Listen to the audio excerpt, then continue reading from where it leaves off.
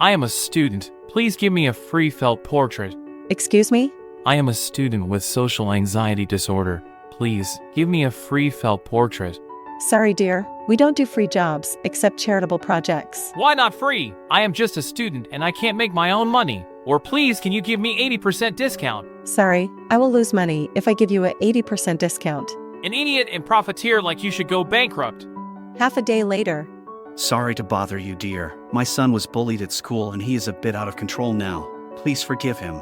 It doesn't matter, but you should pay more attention to his mental health. And I don't think this kind of moral kidnapping is rational. Yes, we did, but he is now thinking that students can do everything including asking for freebies cause he just suffered that.